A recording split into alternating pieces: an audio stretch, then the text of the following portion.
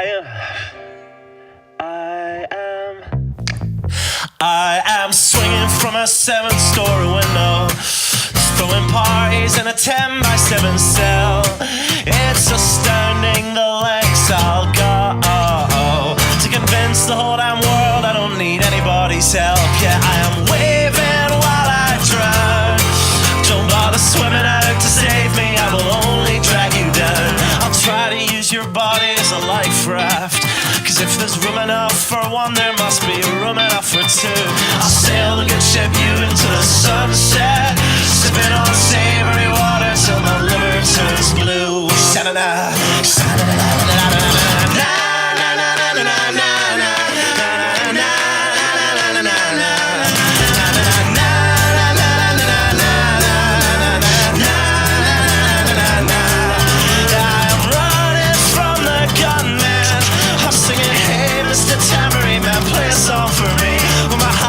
Is broadcast in the evening news. I will be relieved. La, la,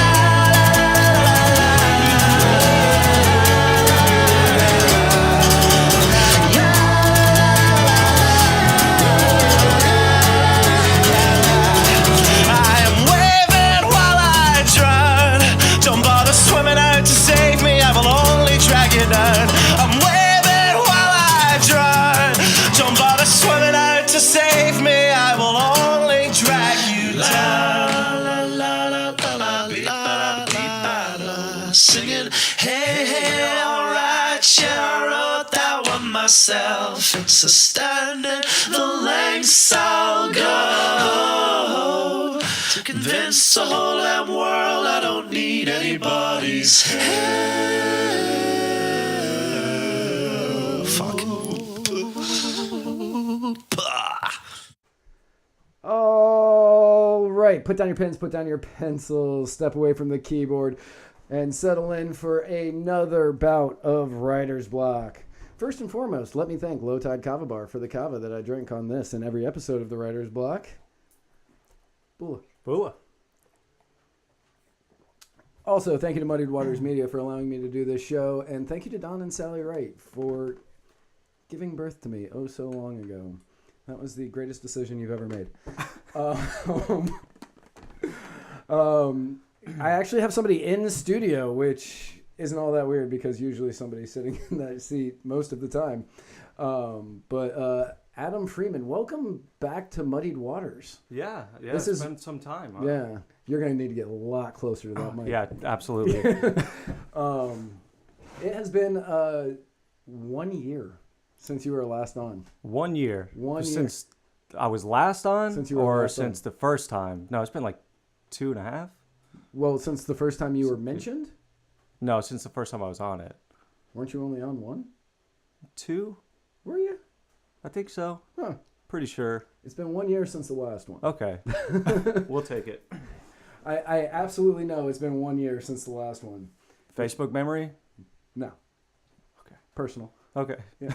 That's how important that show was to me. It makes a lot of sense. I'm a pretty important person. So, to be able to just anchor something like that into your life would make a lot of sense.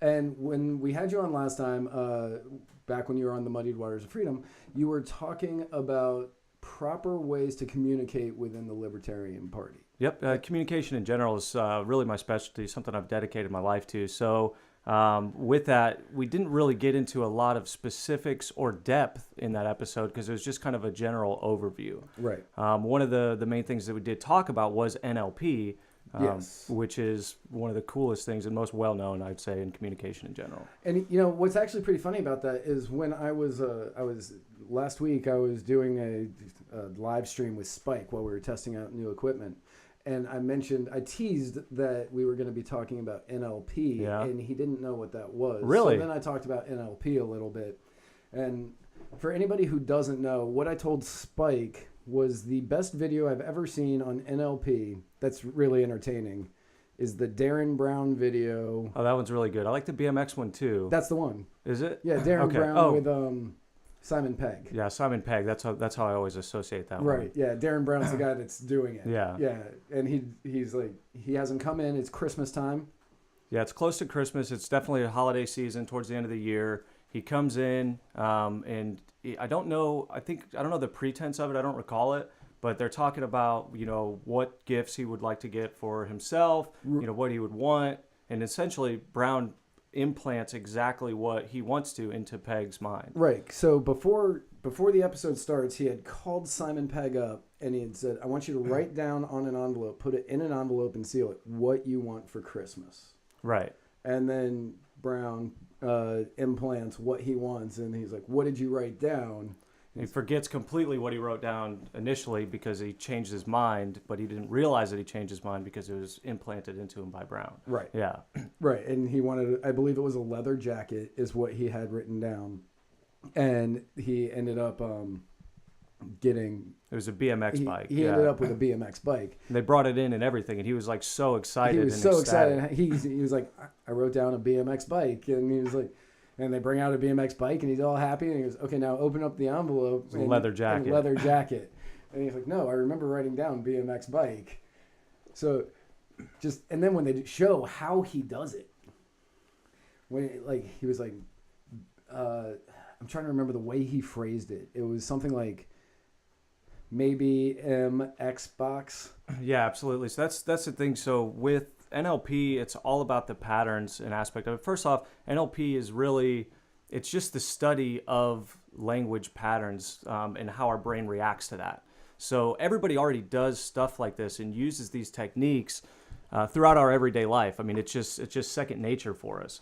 But the study of it allows you to do it more purposefully, right? So then you can understand what you're doing, how you're reacting to specific things, and then you could start to use that to your advantage if you want to manipulate people, if you're some sort of cynical person, or if you want to influence and help people better understand what you're trying to communicate as well as other options. And why was it that you first started learning about NLP? Well, I think I initially... Was it for the manipulation or was it for the learning aspect? Well, combination. Yeah, that makes sense. That's a safe answer. Yeah, so when I first started learning about NLP was when I read the book The Game. Yep. By I cannot remember that guy's name. It's the underground society, the secret underground society of pickup artists. Yeah. And they were talking about The Game. And I remember talking to somebody about it, and they said that was what they considered black magic back in the old days, because you were convincing people, using your words, you were getting people to do things they would normally never do. I could see that. I hadn't heard that before. Yeah, but I'd heard. I don't know how accurate that was. Mm-hmm. That guy liked to make up a lot of stuff, but it's a fun anecdote. Yeah. I still tell to this day. But after that, I got really interested in it, and then it just kind of died off because it was a lot of work to try to learn how to do it. Yeah, I mean, like I said in the beginning, I've really kind of dedicated my life to this and communication in general, but it's more of a fascination and career choice, being in sales. And realistically, once you do that, you just kind of go down this path, and then you look back and realize how much that you've learned. It's not something that you just one day like, okay, I just picked this up, I read one book, and now I know everything that I know. But yeah, so Darren Brown, who is a master at NLP, he's got a couple of different specials where he's like, they're like magician specials, I guess, like stand-up magician. Yeah, I was gonna say comedian kind of thing, just like live shows. Yeah, where he just does the example of it. Right, and he's got one, and he's trying to get the audience to say whatever he has already written down, but he's not showing them. And so he's like, whether you talk about somebody like Marilyn Monroe or Mickey Mantle, or same first initials are fine. And in my head, I went, he's going for Mickey Mouse, right? And he was just implanting all of these things, and I was able to pick out what he wanted them to say based on what he was saying, and that was when I was like, okay, I'm starting to understand how it works. And then whatever the third one was, I was like, I got no clue how he did that one. Yeah, there's a lot of really interesting steps that go into it. Like one of them, for instance, is like the anchoring technique. And there's physical anchors, there's mental anchors, but whenever he's going through and he's just stating the things, basically limiting your options, right? By saying all these people with M and same initials, he's only allowing your subconscious to hear that, right? So you're limiting yourself to what options are available to you, and then you start drawing conclusions, and your subconscious starts talking to your conscious mind, and it's only telling it, a percentage of what the real options are, and then so your just logical choice is going to be that. So that's the anchoring kind of technique and limiting choice aspect of it. Right. So. Yeah, might have that one wrong. Yeah, it's actually, like I think it's backwards. Yeah. So, for anybody who doesn't know what Adam does besides being a communications expert, he tells me he's a great salesperson. That's basically half the battle. Right. I mean, he tells me he's a great salesperson, even though when I was in Alaska with Adam. Yeah. And I made more sales than him. He made one bigger one. You have one bigger one? That's the way you're going to phrase it, though? Is that not an accurate phrasing? Yeah, that's not how I would put it being a salesman. That doesn't really sell it. Right, but I mean, I still made more sales is the way. Fair. And I'll give it to you. I wasn't there as long as you, though, either. That's true. That's true. I still made more sales than you in the time period you were. Yeah, true. Including charms? No, not including charms. One of the things we could sell were charms for $10, and he was the king. He sold the highest percent. It was the highest. I mean, I got yelled at for selling charms. Brandon said that they took those away, actually. They no longer get commission on it. Oh, really? Yeah. Huh. Yeah, I would definitely stop trying to sell that. Yeah. Huh. I'd like to think that it's because I sold so many, and then they saw that that's not a really good strategy long-term for their business. Right. Better for my pocket, but... Right, absolutely. That's funny that they got rid of that. That company was awful. If you guys want to know anything about that company, go back to the Muddied Waters of Freedom, episode 68, called Matt's Back. Yeah. And I talk about that company in grave detail. But yeah, it was awful company. I hated working for it. just bash this shit out. I said, I know I'm a libertarian and I hate government intervention, but I either want to get rid of government intervention on diamonds coming into the country so that way it'll hurt their business, Right. or make it harder for them to come in. So That's fair. I see your point based on who we're talking about here, but... Right. That company, I have not had that much anger toward one company ever. I mean, I can't say that I have either. I mean, it's just really, really poorly ran. They did not have good communication. No, they have very poor communication. On all fronts. Yes. With each other, to customers. All across the board, bad communication. So when somebody starts looking at NLP, if they're trying to learn how to do it, how would you recommend somebody starts? Insert list of awesome resources. Had I done any show prep, I would have. But, right. There's all kinds of books and courses online and in person and trainings. I mean, you could become an NLP practitioner way easier than actually understanding NLP. So it's just, there's like online courses and stuff that you could take.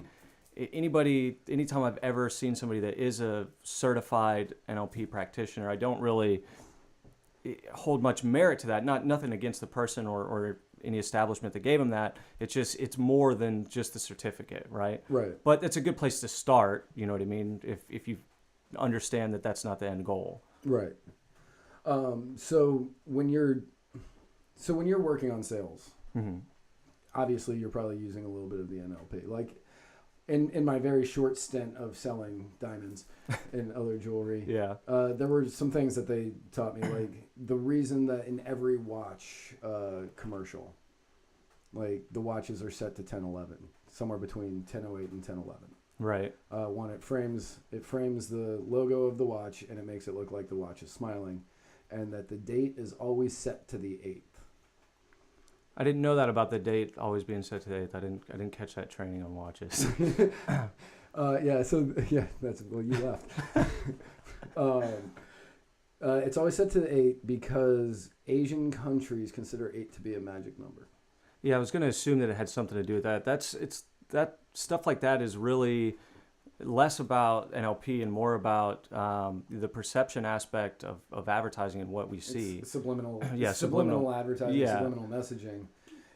But NLP essentially is just subliminal messaging to ourselves, though. You got to think of it as internal talk. So neurolinguistic programming just essentially is the association that what we think and what are like the neural pathways and how we react to things are associated with what we say, and the bridge goes both ways. And then that's also tied to the fact that it can change. So you could use NLP to better understand how you communicate with other people. You could use NLP techniques to better understand how other people communicate with you. So you could hear like multiple things. You get to talk to them on a different level, right? Right. So whenever I talk to people or whenever I interact with people in general, it's not just face value. There's like multiple layers to the conversation that we're having. There's multiple layers to the message that I'm sending and multiple layers to the message that I'm receiving. So it's about kind of decoding all that and understanding that it can change. Okay. Yeah. So it's all self-talk. It's not just about changing somebody else's mind. It's just what happens in humans innately. So once you start doing that purposefully, then you can play with it. Okay. So while we all use NLP in our day-to-day without realizing Right. it, once you learn the specifics of using NLP, you can use those in order to Accomplish stuff. Sure. Play with it is the way I like to say Right. it, because you can do really a plethora of things. You know, if it is sales related, you could communicate better messaging, or let's say relationship wise, you could tell how you feel. You know what I mean? You could actually communicate that. You could talk about, you could hear how they feel. You can hear what they really mean versus what they're actually saying. You know what I mean? So it's deeper than, or it's more so than just manipulation or persuading somebody to do something. It also helps with understanding. Okay. Man. But all our options. I should have gone in it for the understanding and the understanding aspect of it to try to learn more about what they're actually feeling instead of the manipulation aspect. I feel like that comes after. So, yeah. That's fair. Yeah. Didn't lead with that one. No. Yeah. So when you're using NLP and like, so I know that you've given lots of talks in front of people. Yeah. And like, you've told me a little bit about it. Like, I know you say, and I may get this wrong, like when you're giving a speech and you're talking about where they are now compared to the future, you always walk from the left to the right of the stage. So that's the physical aspect of it too, which kind of blurs the line between the language and what you're actually doing. But that's part of the anchoring though, right? Yeah, absolutely. So in that case, whenever you're talking about like negative things on stage, being on the left side of the stage, always, or pointing to that side, associates that side with negative things, versus your product being on the right side, and then all the positive stuff you're associating, all that positive talk and positive anchoring to your product. Okay. Yeah, so you could step into either one of these, and there's no real good or bad. You know, it's not negative or positive. You could use positive or negative things to help people understand what you're trying to convey too. So one of the few NLP techniques that I know is like, if I'm complimenting you and I'm telling you that you're intelligent. Yep. I like it. Yeah. It wins. Like if I like stroke my very poor excuse for a goatee, right? If I like do that, and then every time I compliment you, I do that, and you see it, eventually it anchors in your brain that when I do this. Yeah, that you associate that action with that feeling in their mind. Right. Yeah, so it could be anything, right, along from touching them on the shoulder, which is a good example of what Brown does to Peg multiple times throughout that. So that's anchoring specific words, emotions, feelings, different things to different actions. So your subconscious associates the reality around you with it, just takes a bunch of data in and then associates it with itself, and then kind of manifests in your conscious mind what is. So if you change that, you could start to manipulate the way that things are perceived. So if you change to where every time I tap this or every time I snap and I say, happy, then you could manipulate yourself or others to feel that emotion or something like that. Sort of like a Pavlov's dog. Yeah, absolutely. Okay. Gotcha. Now, so what kind of techniques do you use when you're using NLP, like for just the linguistic portion of it? So when you're giving a talk to a group of people, like not many people know this about him, and I'm not even 100% sure it's true. Allegedly, he gave a talk in Nashville and before Rand Paul yeah. took the stage. Absolutely. I think he may have been using NLP on me just so I would like him at the beginning when I first met him. No, true. You could probably look up somewhere the program or something for the event itself. Right. Stansberry and Associates in Nashville, 2011-ish, 2010. Don't remember exactly. You weren't drinking though, so it couldn't have been then. I don't remember if I was drinking in Nashville or not during that time. I thought you told me you weren't, so because that's when you were trying to figure out the date. Oh yeah, no, I wasn't drinking then, but I don't remember exactly when it was, but it happened. Like the techniques. Right there's where the entire story falls apart. I don't remember when it happened. I mean, we could go into deeper detail on it. I imagine I could get there, but I'm not storing that kind of stuff for recall memory. I get it. Yeah, don't need it. But things in aspects of like borrowing credibility, that's another technique that I actually did in that. But asking for, and I did this regardless of who it is, because I don't do a lot of self-promotion. I'm young and at that time, getting older now, but to where there's not a lot of recognition for me whenever I go into a cold environment. So taking recognition from or borrowing it from other people is a very fantastic tactic, such as going on stage after somebody else and, can I get a round of applause for Rand Paul? Yeah, keep it going, and then just I love to do that because I pretend you guys are clapping for me. Standing where he was, where I pointed, all of the actions doing during that, now in their minds, subconsciously, I have the same perceived value as Rand Paul. Right. So that's one of the techniques. That's also an anchoring one. But there's a lot of other ones, future pacing, really framing people for the experience or framing yourself for the experience that you're about to have. So in a moment, I'm going to share with you XYZ. So now you expect XYZ.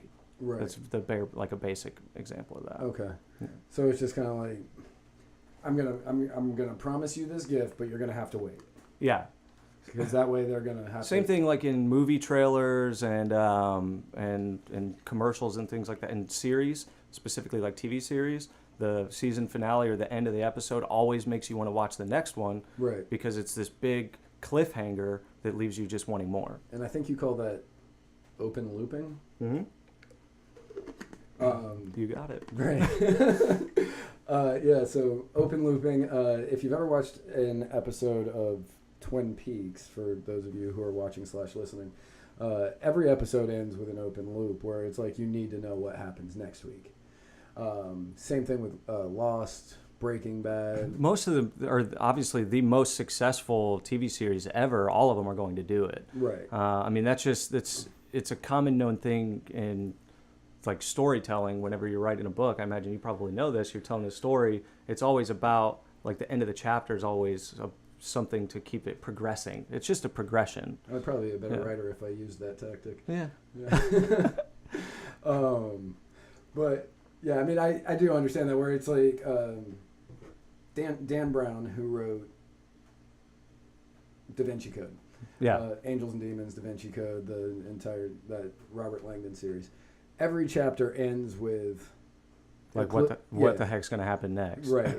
And each chapter is only 2.5 pages long, so you're like, oh, I can read one chapter, and then you end up reading. Same thing with Netflix. You binge through a whole freaking series because now that feeling used to be used purposefully in advertisement, right? So you stay and wait through the commercials, and then pick up on the next episode. You ever notice whenever you're watching something on TV, maybe not so much now, but like 10 years ago, you'd watch a series or an episode of something on TV, and then as it goes through, it cuts to commercial right before the best part. Right.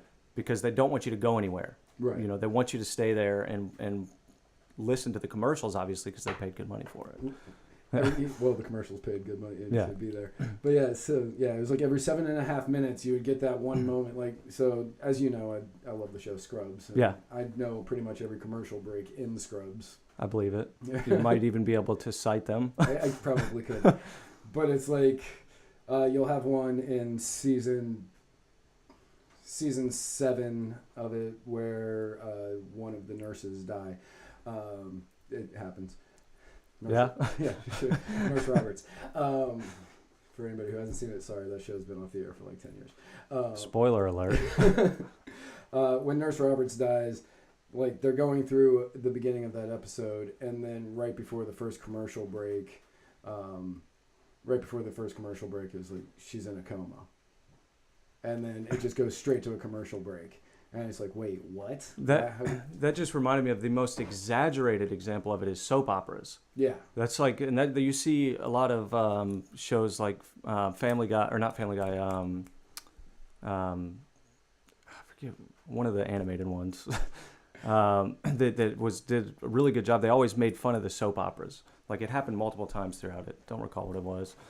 It's useless information right now, but it happened. fair. Man, now I'm so curious on what that animated show is, because I've seen all of them. I want to say it was The Simpsons, but there's too much that happens on there for them to multiple times make fun of the soap opera. It's got to be a worse show than that. Yeah, it would have to be something that did not last as long as The Simpsons. Which would make sense is why I can't remember it, because it was forgettable. Yeah, that also makes it very... Do this, it's very forgettable. Yeah. So, a lot of the people that watch us, listen to us, are primarily younger than both of us. And It's sad to hear. isn't... Yeah, I'm getting older, man. Well, that too, but I mean, it gives me hope for the future. Fair. I wasn't listening to shows like this whenever I was younger than me. No, my main demographic is 18 to 25. Not even close. No, I mean, that's my dating range. But that's my dating range. But I mean, you know, outside that, I'm out of that range. But a lot of them have hopes of having a career in politics. Okay. Not just doing the stupid stuff that, you know, I do on Muddy Waters Media. Right. Or the stuff that Spike does on My Fellow Americans. It's, you know, the actual political work. Campaigning, that works okay. too. Yeah. For them, when they're up there giving their stump speeches and they're doing their campaigning and all of that, what would you recommend that they utilize to keep the audience engaged? Like some simple one-offs. What should they utilize and what should they avoid? The biggest one for engagement is going to be the open looping tactic, to where you're always, you know, in a moment, you know, I'll get into some of my plans or whatever politically. I don't know much about politics, so it's challenging to say the specifics. But using the open looping techniques is the biggest key to engagement, because again, its purpose is to keep people involved and interested in paying attention throughout the speech. So another thing I would probably say, it's not necessarily a tactic for NLP, but just anytime you're doing a speech in general, if you have the option or make the option to get out from behind the podium, do it. I mean, you've got to, you don't want any barriers between you and your audience. A lot of people stay behind it because they're scared, because they have the insecurities and the fear of public speaking. But it really just prevents you from opening up and your audience from opening up fully too. Right. And one of the best speakers that I have seen, even though I don't agree with him on everything, is this guy Charlie Kirk from Turning Point USA. Yeah, I didn't think so. No clue. Yeah. But he never talks behind the podium. Ever. And he uses the entire stage. And actually, I probably wouldn't have even realized how good of a speaker he was until after talking with you about this stuff, because he utilizes the stage. He will use his hands to point in a direction when he's moving forward and he's talking about the future. Right. He does all of these things that I've heard you talk to me about. And it's incredible to watch him. And he's such a dynamic speaker that even though I don't agree with him on everything, you still listen. I will listen. I hang on every word. And more so you hear too, you know what I mean? Like you understand his points. He, you know about the hashtag Matandis? No? Absolutely no clue. No clue. This is the internet campaign to get me and Candace Owens to go out on one date. Okay. Hashtag Matandis. Okay. There's Makes sense. There's a rumor that she and Charlie Kirk are together, so I'm trying to subtly take him down a notch. Yeah. Show his tricks. And then take his place. Right. Fair. Absolutely. Even though I cannot talk on stage the way that he does. Oh, you could. Eventually. Yeah.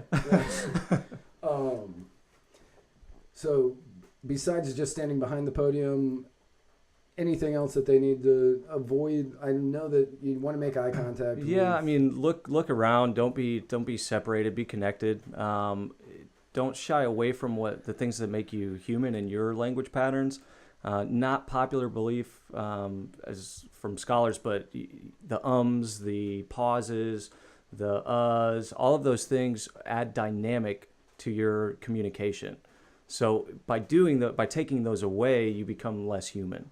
And it's if you want to be graded on your perfection of speech, then that's fine. But politically, you're talking to everybody, and you have to speak everybody's language versus, just the proper way to say it. Right. Which is why I've never tried to cut out the ums, uhs, and likes that I throw into the show. Yeah, absolutely. It has absolutely nothing to do with the fact I have no idea what's coming out of my mouth next. See, it's fun once you start to study, because then you could use them more tactfully, and then really truly understand like the pace of everything that you're saying, your pacing, your delivery, your attention to tonality, because all of that influences, by a large margin. It all plays a big role in of itself. One thing though, if you just focus on any one of them, you'll still see pretty good results in communication. Right. Man, I had a question and it just left my mind right there. What was the question? Yep. What was that question? Yeah. Cool. Yeah. Good question. Yeah, I like that one. That's a good one. As far as stand-up comedians go, Mike Birbiglia, you said, uses a lot of NLP in his. I'm having trouble putting the face in him. Is that the guy that did the most recently, had like this crazy introduction and had like concert music and stuff like that, entertainment built into it? No, that's Bo Burnham. Yeah, that guy, brilliant, like absolutely brilliant as far as the tactics and stuff that he uses. You could watch one of his shows and just see multiple layers of communication going on and influence. He opens the show, curtains reveal, somebody sitting in a mic or sitting in a chair holding a mic, spotlights on him, everybody's going wild and cheering, and that's not even him. Right. That's literally a guy that just gets up and walks away as he walks on stage. Yeah. So it's like he reveals a lot of the shady tactics that are being used shadily by doing them, and like just making everybody aware. Right. Yeah, Mike Birbiglia was the one who, he starts out by talking about a car accident that he gets into where he gets T-boned, which is the culinary term. And then he goes on to explain how, I think that one's called My Girlfriend's Boyfriend, and he ended up dating a girl in high school. And he just kept going back to the story of the car accident. Right. And then he'd go back to a story from when he was like older, or when he was younger, and then he'd go back to the car accident, and it all ties together at the end and every time he was talking in the present, he was sitting in a chair. Right. And then anytime he was talking about the past, he was like walking around the stage. Yeah, that's like the perfect execution of it. I remember that set, because like you see them and they're using it in a storytelling fashion. So they're really flexing it, if you will, like to the extreme, going through every single practice and technique, but they're doing it to the extreme in storytelling mode, if you will. Right. Because you're trying to take people along on a journey, versus if you were just having a conversation with somebody, I wouldn't be exaggerating every one of the techniques in order to, unless presumably there's some sort of manipulation. Unless I was trying to get you to do something for me. Right. Yeah, it's like I watch Mike Birbiglia or Bo Burnham. Right. And Bo Burnham does jump into like songs and like his sprinkled, or it's under the preface of entertainment, but it's like what he's actually delivering is so much more. So he does an entire, all of the worship of pop culture. He just rips that out. Yeah, absolutely. And he just tears it down. Like what he does, I think, is absolutely amazing.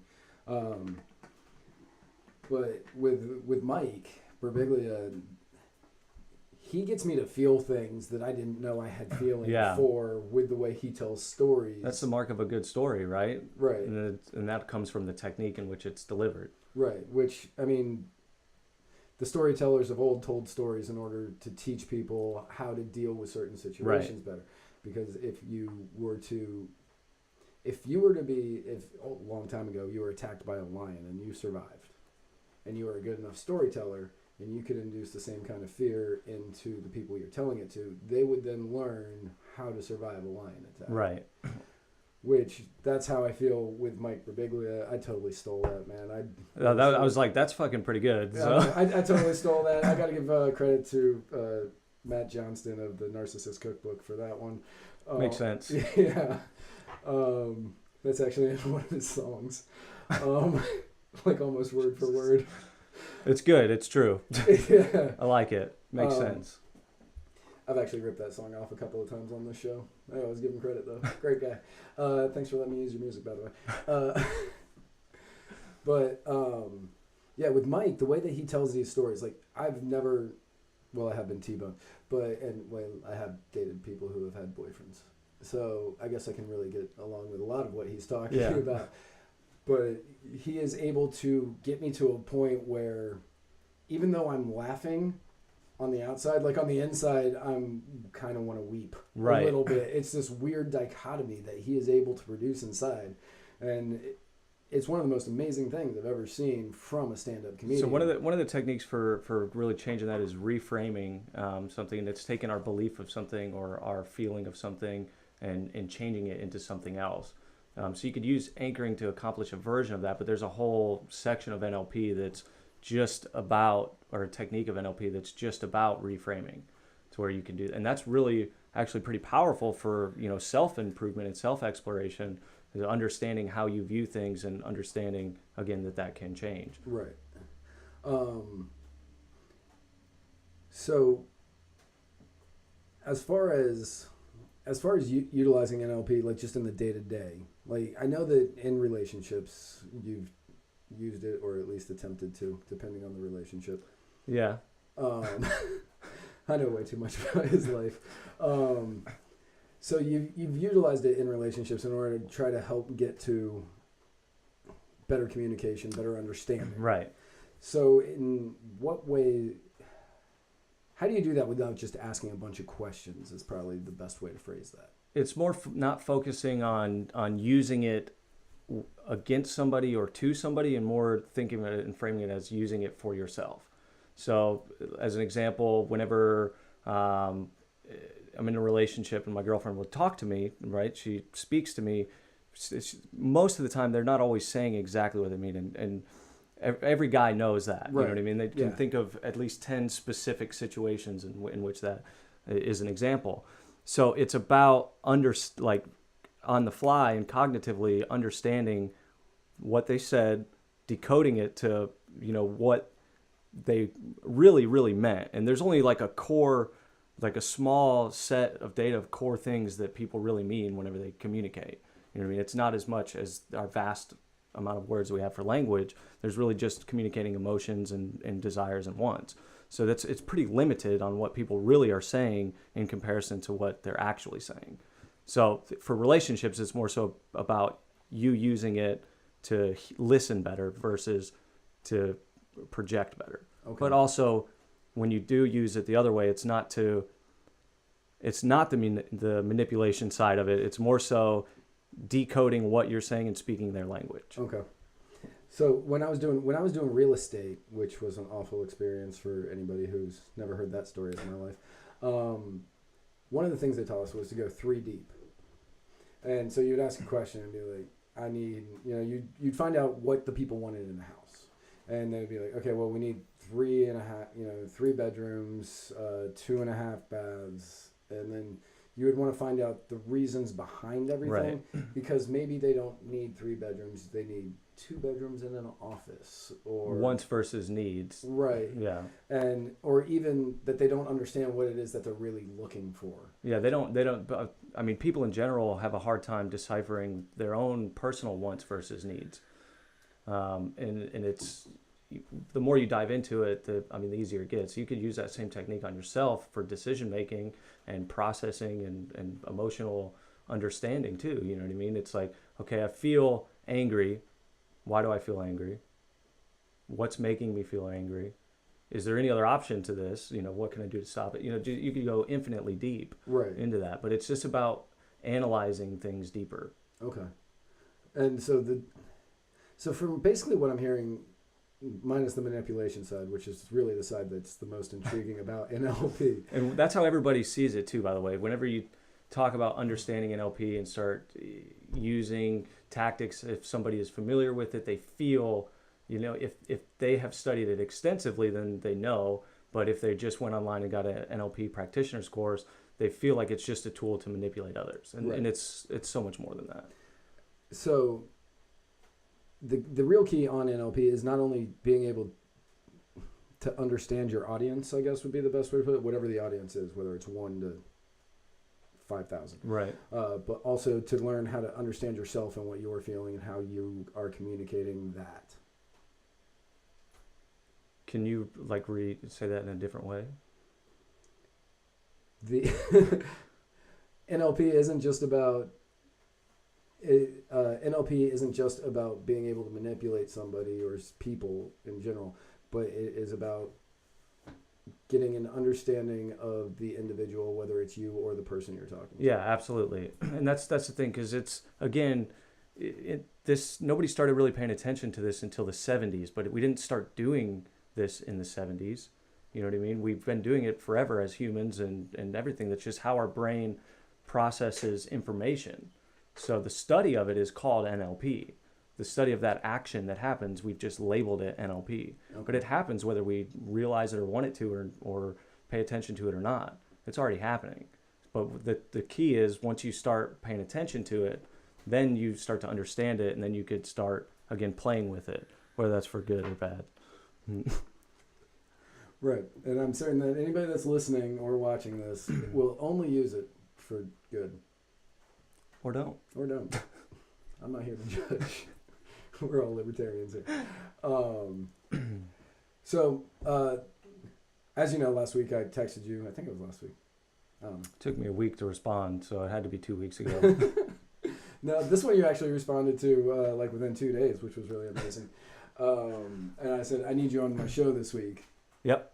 And you said, does it have to be this week? And I was like, yeah, it does. And you have no idea why, do you? No. No? That's great. You were on 1 year ago. Do you remember why you came on 1 year ago? Oh, yeah. Congratulations, buddy. Thanks, buddy. Yeah, holy shit. So only reason I asked you on for this week was because tomorrow, I think this is pre-recorded, so I think it's tomorrow. Tomorrow for us. Yeah. Is my 4-year anniversary of not drinking. Yeah. Congratulations, yeah, man. I would have spent more time on the self-care thing. Right. Had I remembered, but I'm a terrible sponsor, obviously. Yeah, awful sponsor. The worst. The first 6 months, great. Slowly went downhill after that. He held strong for a while, and then at one point it was just kind of just awful. Almost got me to break a couple of times. Well, I feel as though it's you testing my resolve, really. Strengthening you up. Right. Yeah. Getting me ready for the real world. Yeah. I'm not always going to be here, man. One can only hope. Because I remember right before I hit 2 years, I was reading a book called Drinking, a Love Story. Great book for anybody who hasn't read it. And it's about this woman's struggle with alcoholism. Right. And in it, she includes a study. And it says that 80% of men who quit drinking start drinking again before 4 years. Right. And I had a small little mental breakdown over that. Going, right. Am I in the 20% or right. am I in the 80%? And then you said, do you want to last longer than me? Yeah, to change the framing of the situation, because you're not focused on whether or not you can do it for X amount of time. Now you're focused on something completely unrelated, not even the drinking aspect, but can you beat me? Right. Redirecting the focus. And then I said, well, that means you either have to start drinking again or die, and I don't want either of those two things to happen. But it's been a rough year. For you and me both. Came close, buddy. Came real close, buddy. So. Came real close, buddy. Yeah, this year was definitely the hardest year of my sobriety. For sure. By light years. And I'm 6 years? You're 6, yeah. Yeah. Yeah, because you were at 2 years when I quit. Yeah. And I think I met you when I was 6 months. Yeah. 3 or 6 months? 6. It was during the summer I met you. Yeah. Because I was editing the book that... Is it done? That book? I mean, it's going through its 3rd edit right now, and I'm waiting on Kevin Nelson to redo the the cover. For anybody who's wondering what we're talking about, I have a book coming out later this year. Fingers crossed. Later this year. And the editor actually, she finished her first pass on it, Mm-hmm. and she said that it is the best thing I've ever written. She hasn't read your newest one? She's read that one too. Oh. Yeah. Okay. She read that one too. She read that one, and she read the one that she's editing now, which is called "Can You Keep a Secret," which is how we met. And he couldn't. He told me all about it. I did. I told him all about the book. Yeah, the book I had a.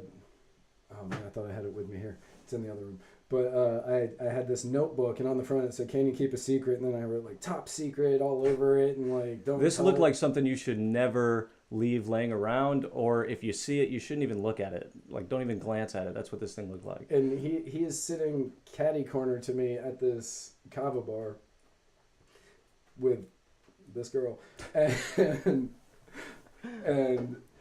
I'm just sitting there, and I order some kava, and I'm drinking it, and I'm getting ready to start working on it, and this arrogant looking guy just kind of leans over and goes, "Hey, can I ask you a question?"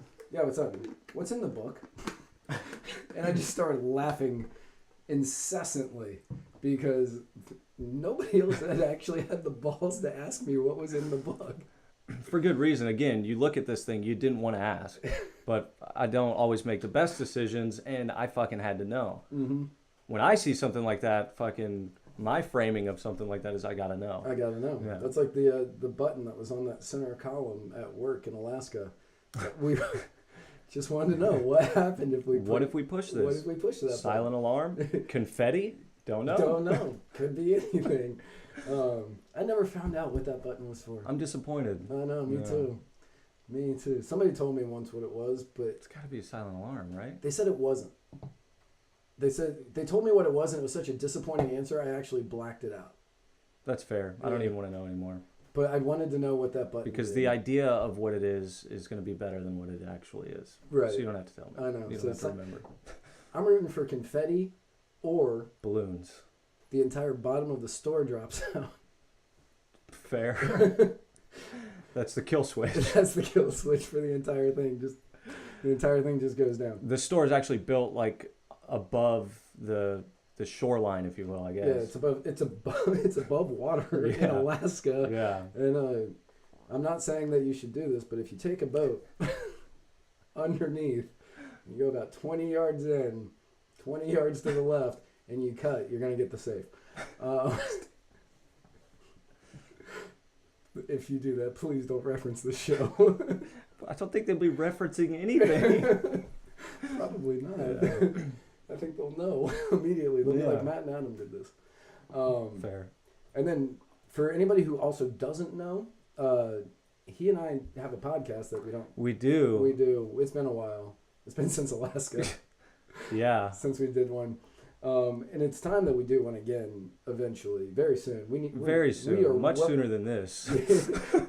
We are well overdue for another road view, and it's a fantastic show where we hang out in robes, Glorious robes. glorious robes, Alaskan robes. matching Alaskan robes, and Smoke pipes. Tobacco. sure, and tobacco, and we review while wearing robes. So we call it road views. Road views, anything that you request that we review, and all it costs. Was it half a kilo? I think half a kilo. I think it was a full kilo, but we could. I Probably, mean, I was going to say we could definitely. we can lower that. We have coffee. Yeah.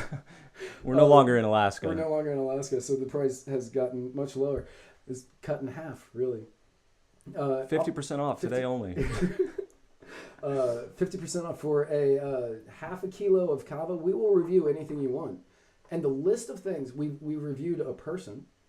Yep. We reviewed a kava bar. Yep. Puzzle? Or was there multiple things, or was it just the puzzle? It was just the puzzle. We had to review that I stupid hated that wooden fucking puzzle. It was the worst. Spoiler alert for that review. Yeah, it sucked. It sucks. It's awful. That episode was great, but the episode, I threw that puzzle. You did. Across. Didn't break. Still never solved it. Still never. Actually, by the end of. Did you? No. Oh, damn it! I almost got a third piece out though.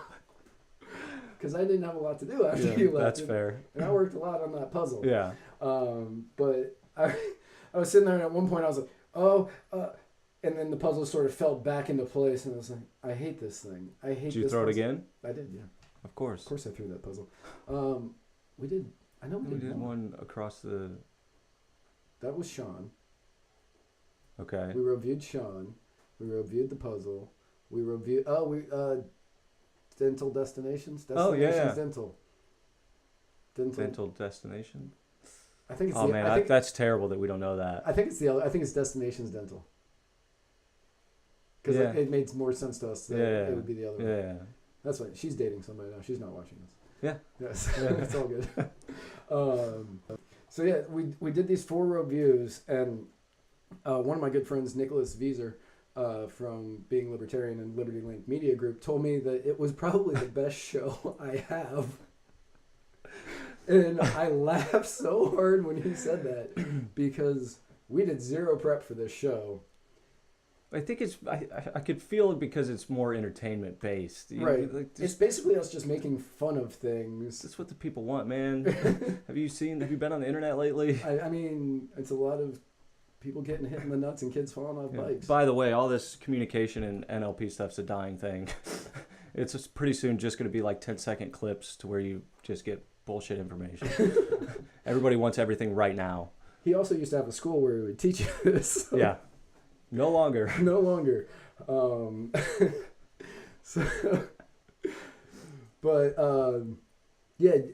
Basically I just wanted to bring you on because, if I'm going to give accolades to somebody, I like to do it in a more public forum than privately. Fair. And, the internet's pretty public.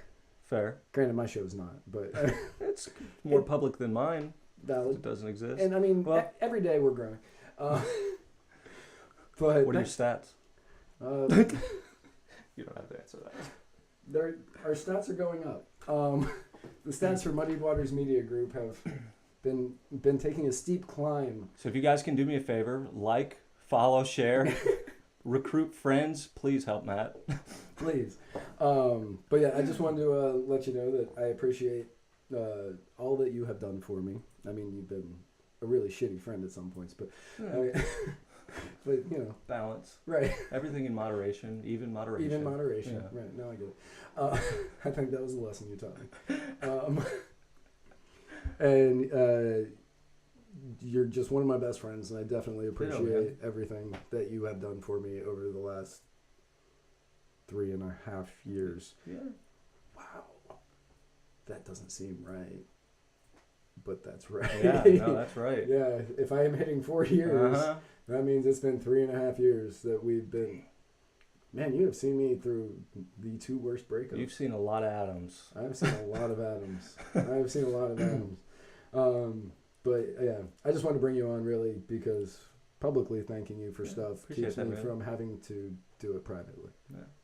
Which makes things awkward. We're going to go do it privately now. We are.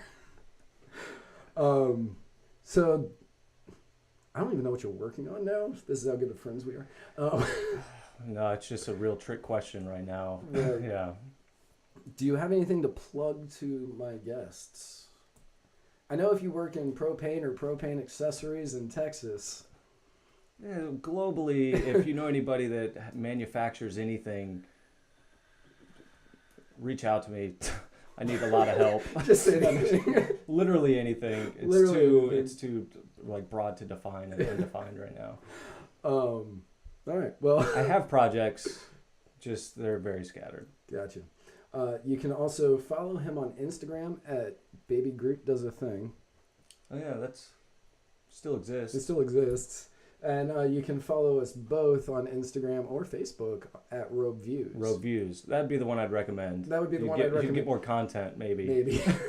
Maybe. We need people to give us kava, and then you get content. Yeah, again, thank you so much for coming on. Thank you for being a great friend. And I'm guessing I'll see you in about a year. Yeah, that makes sense. Yeah. Our guests can go, oh, it's that time again. Yeah. Let's just tune this one out. Just like the Christmas episode. Right, the Christmas episode that for some reason people listen to this week. Again, yeah. Basically, I can't thank you. Awesome, man. I appreciate it. Yeah, man. To everybody else, please share. Don't forget that we have new episodes of Muddied Waters of Freedom every Tuesday with the new co-host, Spike Cohen. Awesome. This is pre-recorded, so nobody knows Yeah. that yet. Also, on Wednesdays, you can watch Spike on My Fellow Americans. And then on Thursdays, we have brand new episodes, really exciting guests coming up that I can't tell you who they are yet because I don't have them scheduled.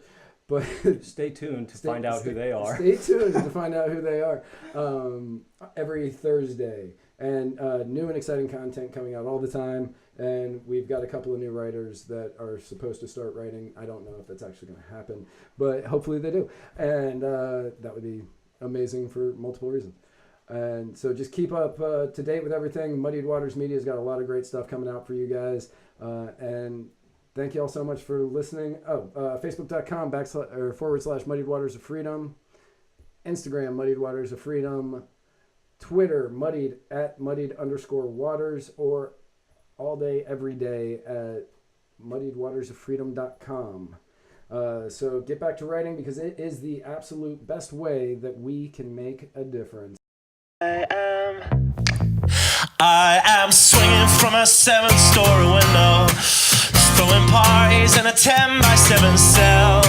It's astounding the lengths I'll go to convince the whole damn world I don't need anybody's help. Yeah, I am waving while I drown.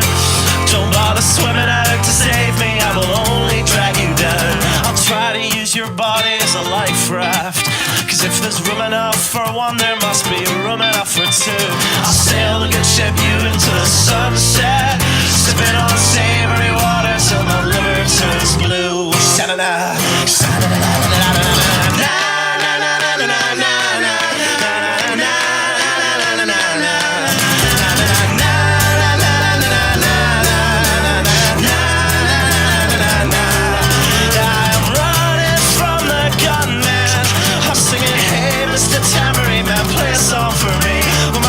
Places broadcast in the evening news, I will be relieved. La, la, la,